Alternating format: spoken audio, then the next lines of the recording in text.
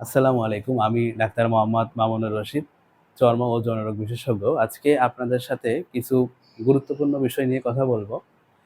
আমাদের রোগী যারা সরকারি হাসপাতালে চিকিৎসা নিতে আসে, তাদের বড় একটা অংশ অনেক সময় প্রেসক্রিপশনে কি লেখা আছে, আমরা কি বলে দেই, এগুলো বুঝতে পারেন না।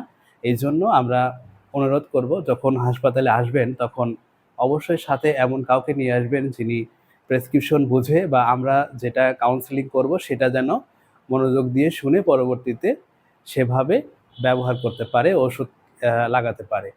আর চিকিৎসা নেওয়ার পরে অনেক সময় দেখা যায় আমাদের হাসপাতালের ভেতরে অনেক অপরিচিত লোকজনের সাথে আপনারা খাতির করার চেষ্টা করেন। সেই ক্ষেত্রে ওই লোকগুলো দালাল হওয়ার সম্ভাবনা থাকে। আপনারা হয়তো অর্থনৈতিকভাবে ক্ষতিগ্রস্ত হইতে পারেন। আর আরেকটা বিষয় যেটা হলো, অনেক সময় দেখা যায় আপনারা শুধু টিকিট নিয়ে আসেন, এসে বলেন যে, "আমার রোগী বাসায় আছে, তার জন্য চিকিৎসা দেন।" এটা আসলে কোনোভাবেই সম্ভব না। রোগী না দেখে চিকিৎসা দেওয়া সম্ভব হয় না।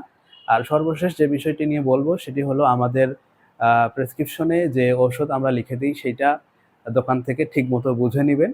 কারণ অনেক সময় উল্টাপাল্টা ঔষধের কারণে অসুখ ভালো নাও হতে পারে।